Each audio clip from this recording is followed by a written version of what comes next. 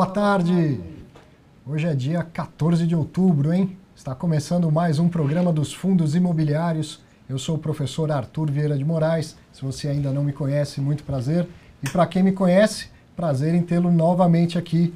Hoje é um programa super especial. A gente vai receber o pessoal da Votorantim Asset Management para falar sobre o BB Progressivo 2, um fundo muito relevante no mercado. Já já a gente vai ver. Eu vou fazer uma introdução, mostrar o impacto do IPO desse fundo e depois a gente vai bater um papo aqui, entender tudo sobre esse fundo e as perspectivas do mercado, ok? Então, antes, tradicionalmente, eu quero dar um destaque da semana. E a semana foi até mais tranquila, teve feriado no meio, e o destaque é de um IPO que está acontecendo, do fundo Capitânia Securities. Foi feito aí o período de reserva, né, o período de direito de preferência, era uma emissão de 100 mil cotas, e agora sobraram 81.539 cotas, que vão ao mercado para uma oferta pública. Tá legal? Destaque só esse por enquanto. Agora eu quero contar uma história para você. Ó. Tá vendo esse gráfico aqui, ó, do número de investidores em fundo imobiliário na BMF Bovespa? Parece que tem algo de errado aqui, né? Um gráfico que tem uma parede, uma reta aqui, né? O que aconteceu no final de 2012 para dar esse impacto tão grande no número de investidores em fundos imobiliários na BMF Bovespa? Oferta pública de cotas do fundo BB Progressivo 2. Essa oferta sozinha, na época, foi responsável por trazer 48.789 investidores. Então, esse é um fundo que, na minha opinião, é um marco do mercado. O nosso mercado de fundo imobiliário é outro depois da chegada do BB Progressivo 2. Pelo número de investidores, pelo valor que foi feito do IPO, até então já tinha um outro fundo já maior em patrimônio, mas uma oferta para levantar 1.6 bilhão de uma única vez foi algo inédito ali. Foi realmente algo audacioso que foi proposto ao mercado e o mercado recebeu muito bem. E que mais? Esse fundo nasceu já com 64 imóveis, sendo 55 agências e 9 edifícios administrativos. E o importante é que esses imóveis em todas as regiões do Brasil, porque até então o fundo imobiliário se restringia praticamente a São Paulo e Rio de Janeiro.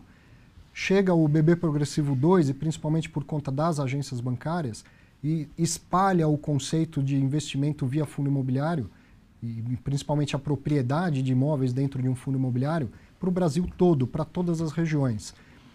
E todos esses imóveis, isso a gente vai conversar bastante em detalhes aqui, são alugados para o Banco do Brasil em contratos de 10 anos, contratos esses atípicos, que tem lá toda uma série de garantias, tanto para o investidor, o locatário, quanto para o locador do imóvel. Então eu queria chamar a atenção disso. De fato, na minha opinião, esse fundo foi um marco na história dos fundos imobiliários brasileiros e, quem sabe, ainda numa próxima expansão a gente tenha um aumento disso tudo. E continua sendo um fundo muito relevante. É o segundo fundo em negócios no ano de 2016, o que faz dele o segundo peso na carteira do IFIX. Ele participa com cerca de 8% de toda a carteira do IFIX, todo o peso do índice de fundos imobiliários é do BBPO11, do BB Progressivo 2. E esse, para quem não conhece o fundo, esse é um gráfico da história desse fundo. Desde o seu lançamento, foi lançado a R$100, depois teve uma boa valorização, crise, desvalorização como todos os outros, uma crise mais profunda aqui em 2015, que foi aquela possibilidade dos fundos imobiliários virem a ser tributados, né? E no ano de 2016 uma recuperação incrível. Quer dizer, renda variável e suas emoções, mas um fundo que tem entregado renda consistentemente para os seus cotistas, pela característica até desses contratos de locação. Eu não quero me estender, eu quero aproveitar ao máximo a presença do pessoal da Votorantim. Só antes da gente iniciar a nossa entrevista, eu quero dar o meu recado. Quero apresentar para você o curso Viva de Renda com Fundos Imobiliários, que eu gravei, é um curso online, gravei em parceria com o Infomania Educação. Tem aqui os módulos, tudo que você vai aprender. Desde conhecer os fundos imobiliários, da sua origem lá nos Estados Unidos, por onde eles passaram já pelo mundo todo, até como fazer uma avaliação, como montar a sua carteira e, no fim, o que diz respeito à tributação, como apurar, recolher, pagar e, inclusive, fazer a declaração do imposto de renda. Eu vou mostrar aqui para você como chegar até o curso. Ó. Na página do Infomoney, menu, vai lá em cursos, vai encontrar uma série de cursos do Infomoney Educação, inclusive o nosso lá, Viva de Renda com Fundos Imobiliários. Clicou aqui em Saiba Mais, vai ter acesso a todo o conteúdo programático.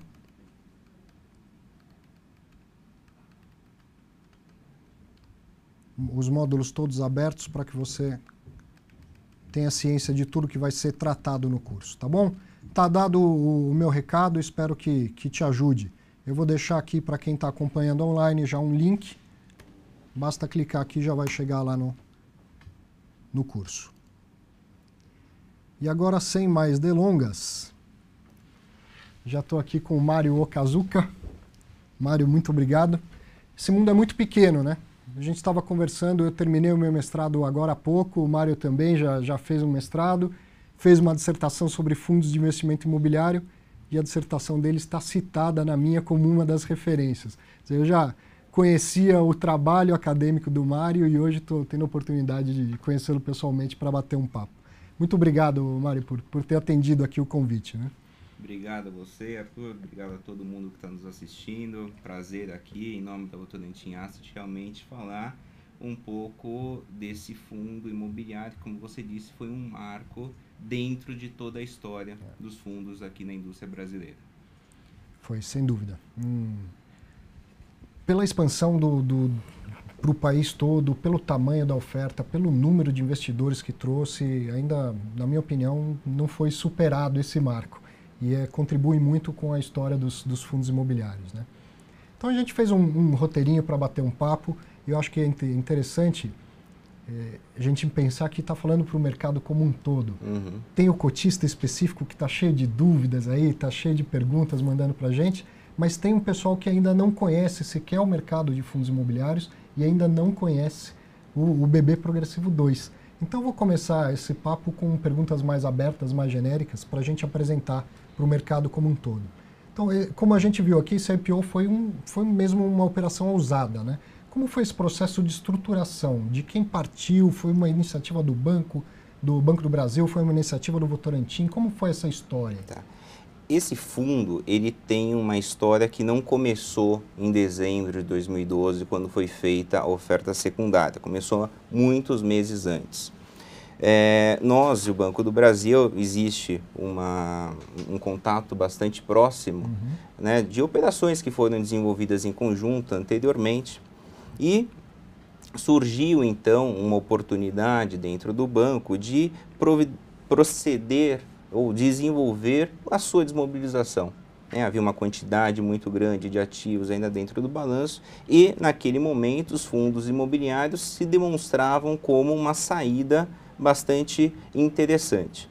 A nossa área dentro do Votorantim é responsável por essa parte da estruturação, então nós conversamos com o Banco do Brasil e tudo começou com, olha, existe uma lista imensa, eram mais de 200 imóveis na época, disponíveis ou possíveis para se entrar dentro do fundo imobiliário.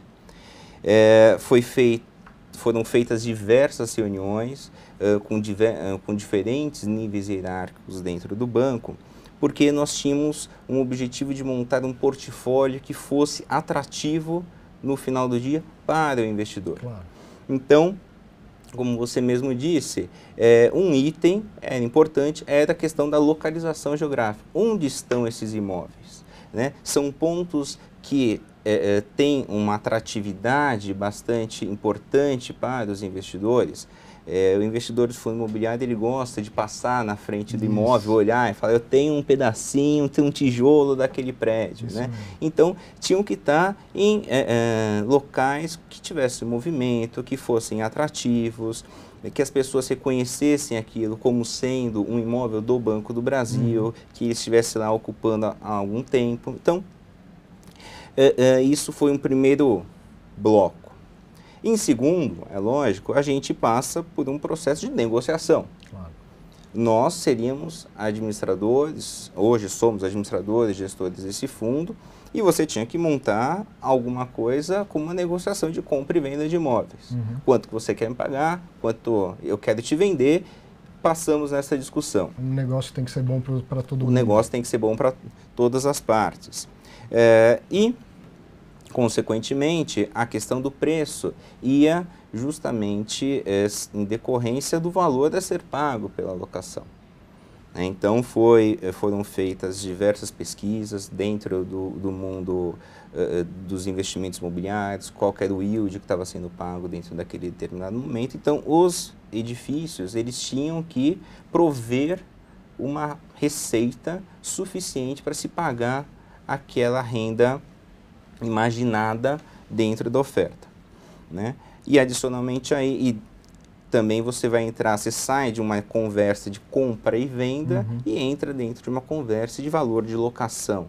Né? Afinal de contas, cada unidade do Banco do Brasil tem o seu próprio demonstrativo de resultados. Então, você não poderia afetar esse resultado daquela unidade. E essa diversificação geográfica faz com que não seja a mesma coisa uma agência no estado de São Paulo e uma agência em Belém do Pará. Sim, sim. Inclusive, uma das análises que a gente sempre... um dos pontos de análise sempre comentados o mercado imobiliário é um mercado regional, local. Então, você tem que entender muito bem aquele imóvel, como que ele se comporta, onde ele está localizado naquela cidade. Às vezes, não adianta nada fazer um prédio AAA numa cidade que não tem uma demanda para isso. E da mesma forma, não adianta você querer comprar uma agência num estado, um edifício num estado muito ruim de conservação, dentro de uma avenida principal. O pessoal vai olhar e falar, aquele prédio, né, tá caindo aos pedaços. Então, toda essa verificação em seguida foi feita, né? Também em loco. Então, nós tivemos toda uma equipe que foi visitando imóvel por imóvel, observando o estado de conservação, quais eram as benfeitorias necessárias que precisariam ser feitas, olhando aquele imóvel para os próximos 10 anos e projetando o seguinte, o que eu vou precisar melhorar para que se mantenha a mesma qualidade, ou melhore a qualidade dentro desse imóvel. E a atratividade dele para o locatário. Sim, sim. Então, será necessário trocar um elevador, reformar toda a caixilharia, trocar o telhado. Então, todos esses pontos foi uma lista exaustiva de itens, foram de 15 itens aproximadamente, que foram verificados por engenheiros, que foram dados notas para o estado de conservação de cada um desses itens, e que foi justamente o diferencial desse fundo para outros que existem no mercado, é que já foi prevista um fundo de reserva bastante grande, né, 10% aproximadamente do patrimônio do fundo, destinado para essas benfeitorias para os próximos 10 anos. Isso é verdade. Há pouco tempo a CVM, no fim do ano passado, se não me engano, né, soltou um ofício circular falando, olha, tem que distribuir 95% do lucro líquido. Isso. E teve gente falando, mas e como é que eu faço? Se eu precisar de uma manutenção no imóvel, eu não vou ter como fazer porque eu não retenho lucro, né? E o BB Progressivo 2 já nasceu com esse dinheiro provisionado, né? Com tudo isso já pensado. Isso, já pensado. E como é que funciona? Uma dúvida muitas vezes nas assembleias dos fundos, né? Que a gente sempre tem lá dos investidores. Como é que funciona essa conversa com o locatário? Então, periodicamente, nós fazemos uma reunião com a área de engenharia do Banco do Brasil, onde são apresentados o andamento de cada uma das obras dos edifícios, das agências. E anualmente nós sempre fazemos um planejamento para os próximos 12 meses. O que vai acontecer? Quais são os imóveis em que você precisa dar uma prioridade? Porque muitas vezes a gente pode observar e falar, esse imóvel parece que está tudo bem, mas a gente sabe que tem um movimento de uma agência que é muito maior do que a outra. Sim. Então você tem um desgaste natural, né, de alguma parte do imóvel que precisa ser dado mais atenção. Então, todas essas conversas vão acontecendo periodicamente com as áreas de engenharia, então a gente sempre tem uma previsão do que vai estar acontecendo no ano seguinte, né? Sempre mantendo um equilíbrio entre aquelas benfeitorias que o fundo se propõe a fazer e as necessidades, os pedidos que o locatário nos coloca na mesa.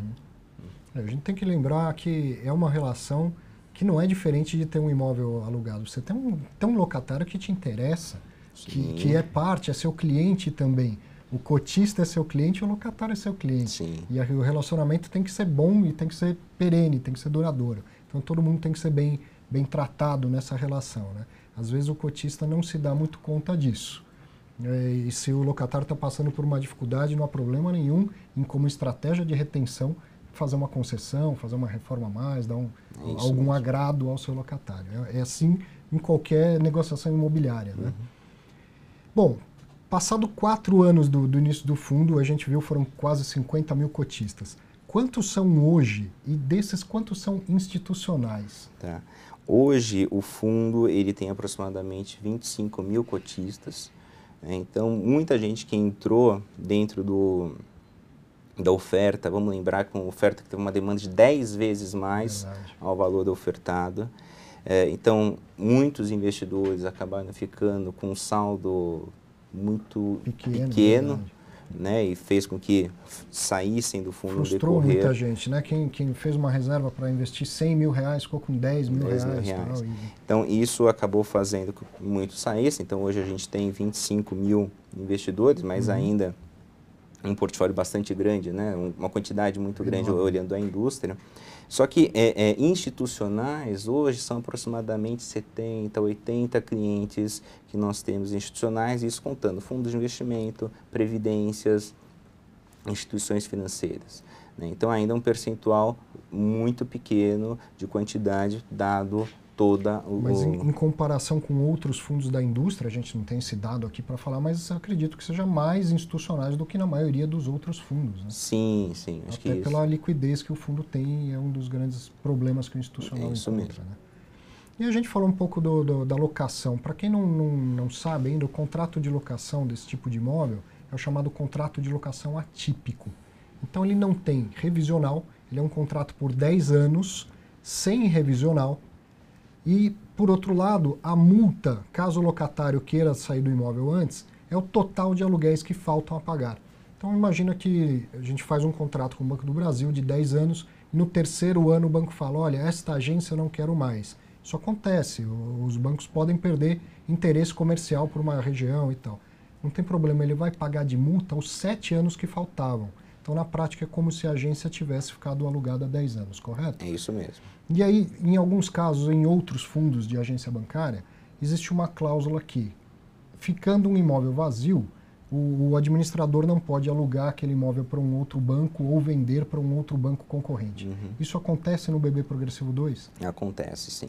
É o mesmo mecanismo, a mesma lógica que foi criada existe também no progressivo. Que é uma defesa do banco de um ponto comercial, de uma coisa assim. Sim. E mesmo do ponto de, olhando o próprio investidor, né, o próprio cotista, ele comprou aquela cota tendo aquele investidor, aquele banco como locatário dentro de um determinado grau de risco. Então, a gente quis sempre, desde o momento zero da estruturação, essa sempre foi uma premissa que estava dentro da mesa. Então, caso um imóvel fique vago, o fundo vai receber toda a multa e aí a opção é vender para alguém que não seja um banco. Isso. Né? Essa é a saída que o fundo tem.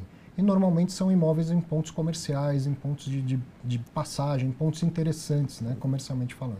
Isso, lembrando, né, esse foi justamente um dos itens nossos para fazer o filtro, chegando nos 64 imóveis da localização. Bom, a gente está falando de agências bancárias, esse fundo não é só de agências, né? Boa parte do faturamento, inclusive, vem de escritórios, né? De prédios de escritório. Mas a maioria, sim, são agências bancárias. E uma dúvida comum é sobre o futuro da agência bancária, porque a gente faz tudo por celular hoje e tal. Então essa é uma preocupação de quem investe nesse segmento que, olha, eu estudei bastante fundo imobiliário e eu não vi em outro país um fundo que invista apenas em agências bancárias. Então isso é algo bem brasileiro mesmo, né? Qual é, na sua visão, o futuro das agências bancárias? O investidor deveria se preocupar com isso? Eu acho que respondendo essa pergunta, a gente tem que sempre analisar outros fatores, né, não só ligados ao fato agência, né? Especificamente nesse assunto, alguns dados a gente sempre tem que lembrar que, embora hoje o nível de bancarização brasileira seja quase 90%, de acordo com o último relatório da Febraban, você tem aproximadamente 59% da população com acesso à internet, né? E ao smartphone, especificamente, variando entre 40% e 50%. Ou seja, existe ainda para você ser 100% digital, existe um caminho ainda, né? muito grande a ser percorrido. Segundo ponto, as agências, elas cada vez mais vão se transformando não apenas num local onde você vai depositar um cheque ou fazer algum saque, alguma coisa nesse sentido, mas um espaço até de convivência na relação gerente e cliente. Então, as agências, e a gente pode tem algumas do próprio Banco do Brasil, em outros fundos nossos, podem observar, que acabam sendo espaços onde você tem uma mesa de um gerente que você vai sentar, vai conversar. A quantidade de caixas é até menor, né? Mas tem espaços para fazer eventos. Relacionamento com o cliente. Transformar aquele local num local onde o cliente ele vai lá, vai tratar da sua vida financeira, seja no lado de investimento, seja do lado de uma concessão de empréstimo, vai ter seu atendimento, vai participar de algum evento promovido, né, pelo gerente da agência, com alguma palestra, alguma coisa nesse sentido. E aí que vai, de novo, naquele tópico que nós já conversamos, que é o aspecto da localização. Né? Então, você ter um ponto de fácil acesso para os seus investidores, em que ele consiga passar conversar com o seu gerente de conta, assinar um contrato, ter um evento, isso modifica aquele conceito de agência de alguns anos atrás, né? E lembrando que essa questão mesmo de o fim das agências é um assunto de anos e anos, né? Então faz muito tempo que isso está na mesa. Sim. A gente vê que desde então assim, o número só aumenta. Verdade. Né? Muito porque também a pessoa ela precisa ver onde está o seu dinheiro. Né? Ela tem essa questão de, olha, tem ali, né? Eu tenho um norte para ir se acontecer alguma coisa. Né? Então, essa é uma questão cultural que passa por um aspecto estrutural da sociedade, mas que a gente não vê assim, nos próximos 5 anos é o fim. Aproveitando isso que o Mário falou da pesquisa da Febraban, eu escrevi recentemente no blog dos fundos imobiliários aqui no Infomoney. Recomendo que deem uma olhada. E outra coisa interessante nessa discussão é de que mais de 90% das operações bancárias feitas via celular ou computador são consulta de saldo, DOCs e TEDs e pagamento de contas. Para todo o resto que demanda o relacionamento, que era isso que você vinha falando, quer dizer, eu quero financiar um carro, eu quero financiar o meu apartamento e tal, o brasileiro ainda quer o olho no olho com o gerente, quer ler as letrinhas miúdas do contrato e tal, né? Então a própria Febraban faz esse questionamento e uma pesquisa a respeito disso e diz lá no relatório que está longe do fim das agências bancárias. Opinião minha, elas podem diminuir, mas não terminar. E essa operação faz tanto sentido para todo mundo, quer dizer, a desimobilização via fundo imobiliário, que eu acredito que o que sobrar de agência cada vez mais tende a vir para fundos imobiliários. Né? Isso, mesmo porque para a instituição financeira, para o nosso locatário, né, ele tem que fazer uma locação, ele tem que ter o seu ponto comercial. E uma coisa é um modelo que é muito utilizado no Brasil, onde você tem diversas pessoas físicas sendo proprietárias de agências bancárias. Né? O brasileiro gosta muito do imóvel, o vê como uma reserva de valor. Então, ter um locatário da instituição financeira é sempre muito positivo para aquele proprietário. E quando você coloca isso dentro de estruturas de fundos imobiliários, você tem uma única via de conversa. Né? No caso do BBPO, por exemplo, já é determinado, junto com o Banco do Brasil, toda uma linha de comando, né? Seja a verificação dos pagamentos, algum contrato, alguma necessidade de obra. Então eu falo com aquela pessoa, eu não preciso falar com 64 pessoas. Né? E isso faz com que haja também um ganho operacional por parte do locatário, porque ele sabe com quem ele está falando e não tem, então, essa diversificação no seu dia a dia. Então, é do interesse do banco, é de interesse do locatário essa estrutura mais profissionalizada também. E, por parte do investidor, ao invés dele ter um imóvel, ele tem acesso a 64 imóveis e toda a diversificação. Né? Bom, uma outra pergunta que eu preparei é a seguinte: tem algum plano para a expansão deste patrimônio? Tem muito a ver com isso que a gente acabou de dizer, quer dizer, é de interesse de todo mundo. Pode-se esperar uma nova emissão de cotas, de repente mais uma desimobilização, ou até tem um outro fundo parecido na casa, que é o BB Renda Corporativa, poderia haver uma incorporação entre eles. Enfim, estou fazendo aqui elucubrações. Tem algum plano nesse sentido? Não existe um plano, né? Acho que acho que da mesma forma que na primeira emissão, é sempre um trabalho de oportunidades. Então, acho que o acompanhamento do que vem acontecendo dentro do mundo de fundos imobiliários, o amadurecimento do mercado, claro que chama uma atenção. Olha, talvez se eu precisar fazer um processo como esse lá na frente, e dado que esse deu certo, o fundo imobiliário é um veículo, é um meio importante para eu conseguir alcançar meu objetivo. Hoje, não existe nenhum tipo de planejamento nesse sentido. Né? No futuro, aí acho que a gente vem demonstrando que é possível. Viável, interessante. E não só para os bancos, né? Isso é que é bacana, né?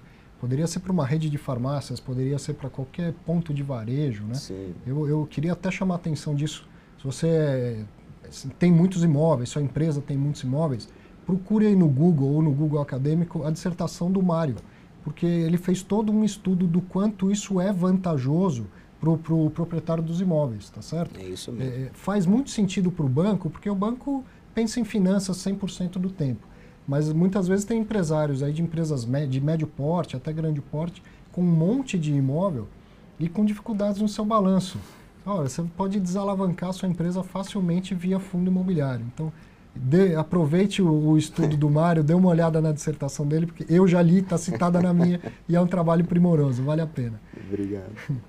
Bom, mais uma questão agora. A gente falou amplamente, mostrou o fundo para o mercado, mas o fato é que com a reforma da 472, que é mais um avanço para o mercado como um todo, né, tem sido suscitadas muitas questões e mudanças de regulamento importantes que todo administrador está tendo que fazer.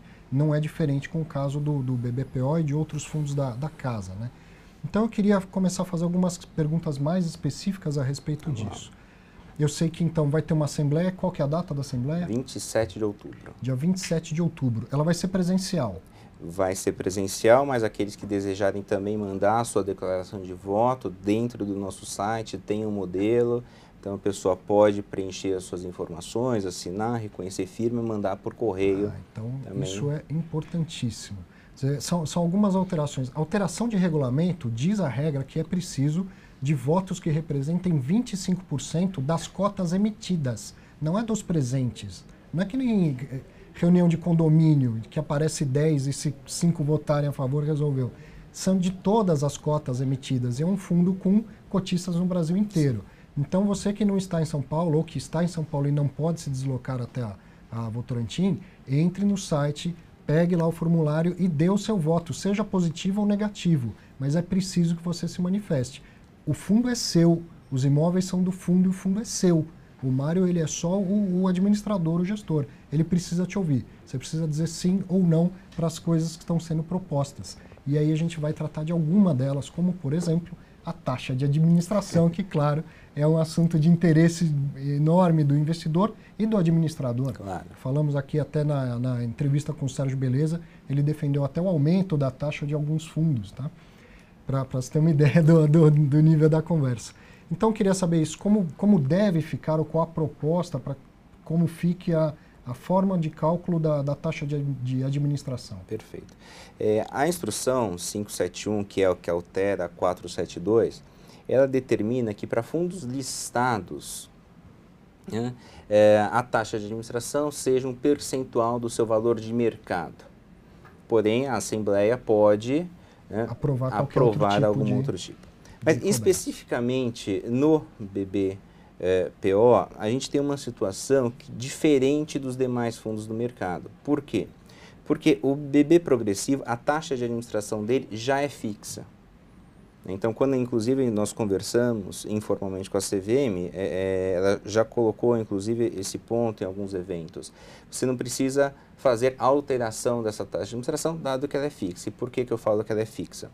Ela é determinada como sendo 0,277% do patrimônio do fundo na data da oferta. E esse valor ele é corrigido anualmente pelo IPCA durante 10 anos. E por que a gente fez desta forma lá na estruturação, indo um pouco na sua primeira pergunta? Sim. Esse fundo é um fundo que sempre se propôs a pagar uma taxa que foi apresentada aos investidores no início, que era o 8,5 corrigido anualmente pelo IPCA. Como é que você faz isso? Eu tenho duas linhas. Tem a linha de receita, que como você mesmo explicou para todo mundo que está nos assistindo, é um contrato atípico de 10 anos e que o fundo recebe mensalmente aquele valor corrigido. A linha de receita, então, é bem previsível. Já previsível. E na linha de despesa, a principal despesa que existe é justamente a taxa de administração. Então, se você tivesse qualquer alteração em cima dessa taxa, quando nós pensamos nesse fundo lá atrás, poderia ter algum impacto justamente nessa receita sugerida para o investidor. Então, nós travamos esse valor é corrigido anualmente pelo IPCA durante os 10 anos. Que é o mesmo índice que corrige a receita. Que corrige a receita. Então, você está dentro da mesma, né, das mesmas variáveis ali, que é o IPCA.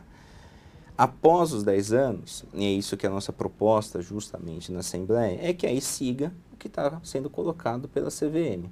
Né? Vai haver uma redução da taxa de administração a partir do 10º ano, então ela sai de 2,77 vai para 2,65, sobre, né, o patrimônio do fundo de mercado. Então esse é o que nós estamos propondo a partir do 10º ano, que já fica estabelecido dentro do regulamento, seguindo o que está sendo trazido pela CVM. E caso o fundo venha em algum momento a sair do índice, né, seria a taxa de administração sobre o patrimônio contábil. Então, essa é o que está sendo colocado na Assembleia. A proposta da Assembleia é para manutenção da taxa de administração como vem sendo cobrada desde a estruturação do fundo. Isso mesmo. Porque o que a CVM vem dizendo é que se o fundo é listado em bolsa e faz parte de um índice, a cobrança deveria ser por valor de mercado. Isso. Tá? Então, isso que a gente vinha falando é muito importante que você dê o seu voto, você que é cotista. Concorde ou não concorde, mas você precisa se manifestar. Porque o administrador precisa ouvir pelo menos 25% das cotas emitidas. Né? Então, esclarecido, caso não, envie dúvidas, a gente vai tentar no final aqui interagir com o chat, ou então o RI do Votorantim também está à disposição lá para tirar mais dúvidas. Uma outra questão é o administrador, ou seja, você e a Votorantim, está pedindo autorização para poder comprar títulos e valores mobiliários de emissão da própria Votorantim. Como isso implica em conflito de interesses, também é preciso lá de 25% de votos que representem 25% das cotas. Então, eu peço para você explicar para o seu cotista por que é importante que ele te dê essa autorização de comprar títulos e valores mobiliários da própria casa. Isso. Acho que a principal questão nesse aspecto faz referência à alocação do caixa dentro do fundo. Essa foi uma matéria que a gente discutiu amplamente com a CVM, e a CVM disse o seguinte: olha, entendo vocês, converse com a Assembleia, converse com o seu investidor, explique para ele as razões e veja o que ele entende. E basicamente, o que acontece? Hoje você recebe uma TED, relacionada ao valor da locação, tem todo um horário bancário para se receber. E você, como locador, desculpa, é obrigado a falar, ok, recebi o valor dentro daquele dia. A situação onde você não possui a autorização para se fazer este caixa em fundos dentro da própria casa, faz com que, dependendo do horário, você não tenha uma contraparte para mandar o seu dinheiro. Então, vamos supor, chegou o recurso do nosso locatário às 5 horas da tarde. Não tem mais o que fazer com aquele dinheiro, ele vai dormir parado em conta. E aí você está falando o seguinte, estou perdendo dinheiro parado em conta, meio que perder dinheiro. Então, a taxa de juros que a gente tem mais ainda, né? Mais ainda. Então, a lógica é que essa alocação possa ser realizada para que esse recurso seja investido dentro da própria instituição, dentro da instituição do seu custodiante, fechar um over, porque aí você ainda tem um tempo para conseguir fechar uma operação de over naquele momento, alocar num fundo da própria casa, que tem outros mecanismos de zeragem. Então, esse é o principal linha desse pedido. É a alocação do caixa. É a alocação do caixa. Existe também, muitas vezes, em cima desse caixa, eu tenho que fazer um pagamento no dia seguinte, às 0 horas, para fazer alguma coisa, uma TED que a pessoa já está esperando, né? Então, seria interessante o dinheiro um dia anterior, já está dentro da instituição financeira, chega às 9 horas da manhã, você já manda a ordem de pagamento. Então, é sempre voltado nesta linha, né? Então, para ter uma eficiência em cima do caixa do fundo. Até existe alguma alocação hoje em CRI dentro da carteira do fundo. Isso.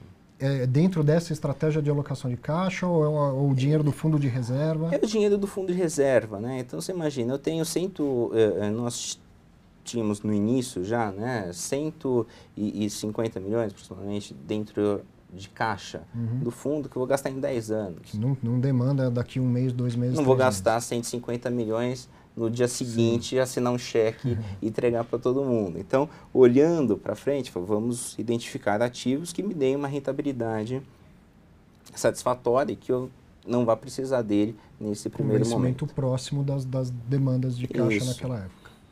Isso, essa é a não a alocação que é feita hoje não é uma alteração na política de investimento do fundo e não vai ser preponderante a alocação em CRI. É isso aí. Ótimo. Uma das dúvidas que o pessoal mandou aí bastante, o WhatsApp bombou hoje.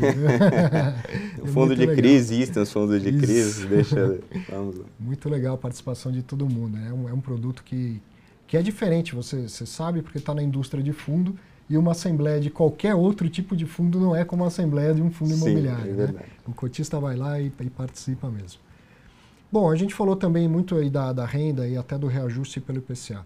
Queria que você explicasse, então, como que é a dinâmica de reajuste desse contrato de aluguel, e aí quem investisse hoje nas cotas do fundo, a preço de mercado, o que ele deveria esperar?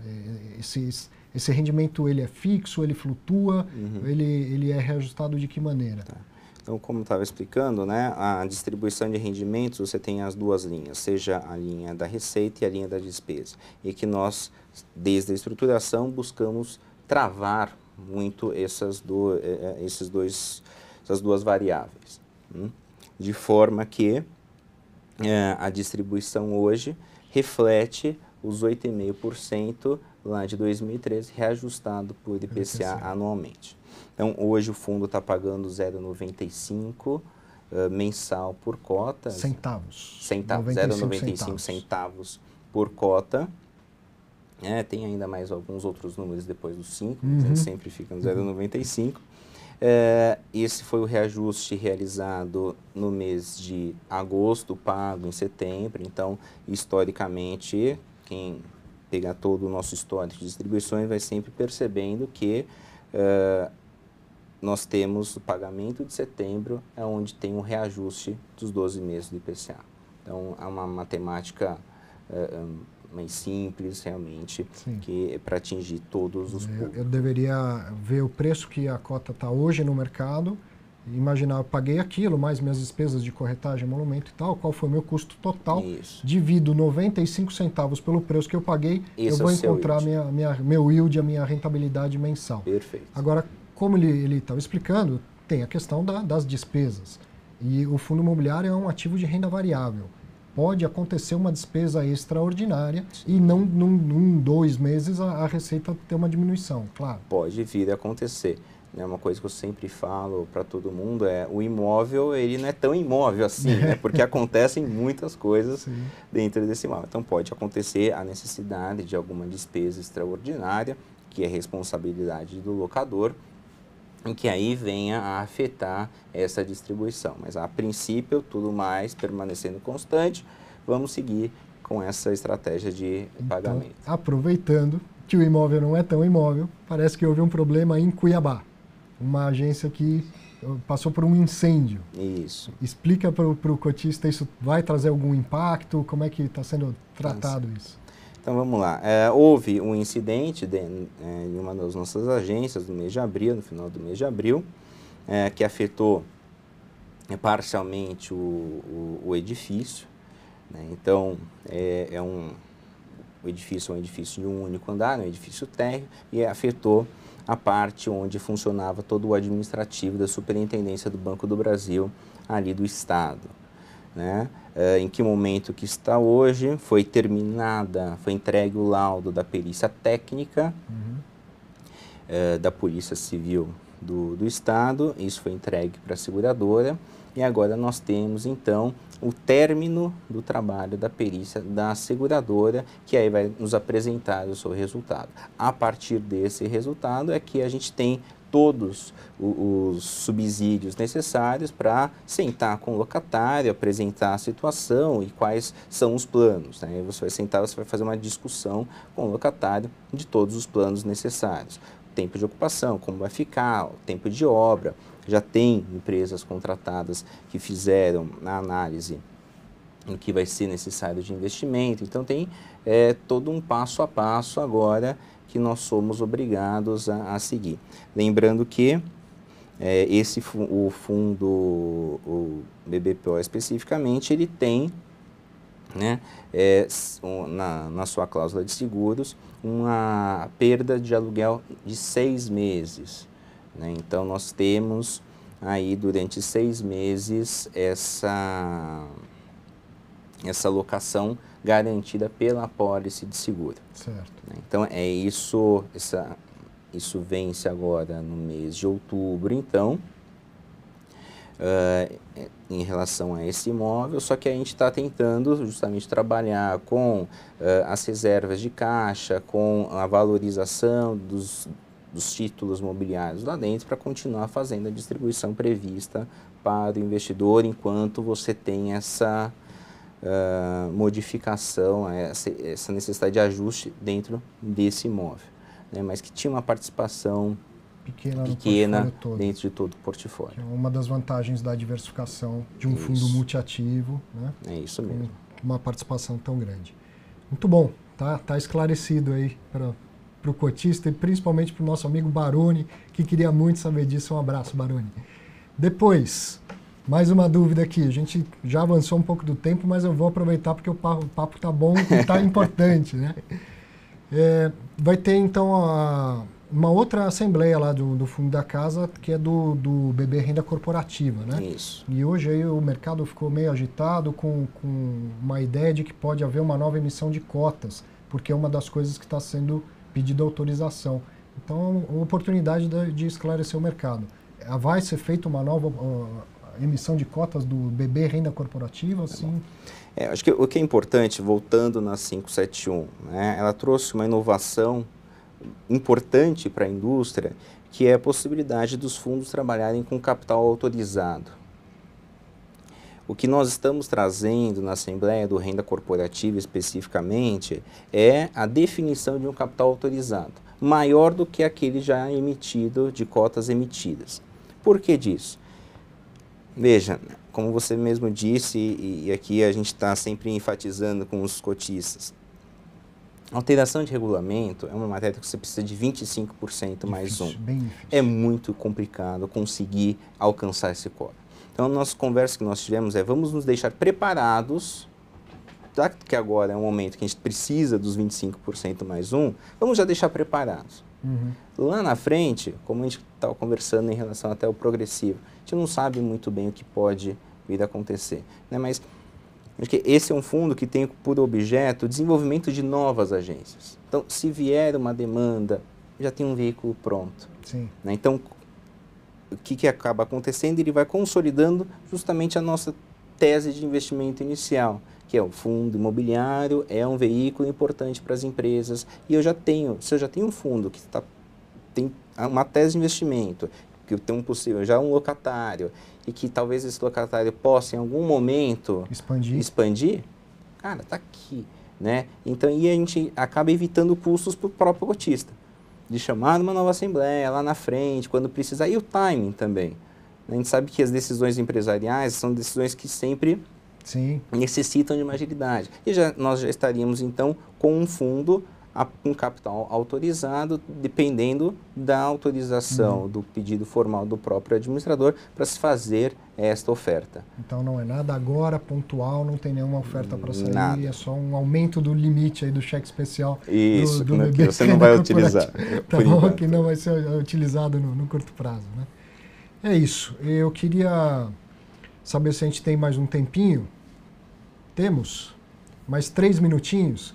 Então, olha, 3 minutos para o chat vai ser muito pouco para a gente utilizar. Eu vou pedir para o pessoal vir até aqui também para se apresentar. Não tem problema, é só para eles darem um oizinho.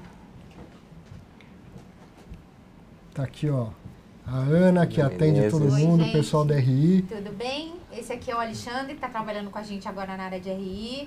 Eu sou a Ana Menezes e conheço o Arthur já há um tempinho, que a gente se fala. E estou trabalhando no Votorantim há 5 anos. Nessa área de relações com o investidor, as coisas têm evoluído bastante. Espero que eu possa continuar contribuindo aí para ajudar vocês. Super atenciosa sempre. A Ana atende muito. O investidor está muito habituado a entrar em contato com ela lá no Votorantim. Então, para encerrar, eu quero mais do que agradecer vocês, eu quero parabenizar por ter vindo ocupar esse espaço, porque eu acredito que isso é muito relevante e é um passo adiante que a gente dá no mercado que não tem mais volta, que é se comunicar melhor com o mercado, com o cotista e com isso desenvolver o mercado de fundo imobiliário. É isso aí, Arthur. Essa é a nossa ideia. Muito obrigado. Obrigado a todos. Tchau, gente. Um prazer. Até a próxima. Tchau, obrigado. Até semana que vem. Semana que vem, Thiago Reis vai estar apresentando aqui. Você sabe, eu sou professor, vou ter um compromisso, vou dar aula na semana que vem, mas o Thiago Reis vai estar aqui. Na próxima semana, depois dessa, eu estou de volta. Muito obrigado. Um abraço. Um abraço. Tchau.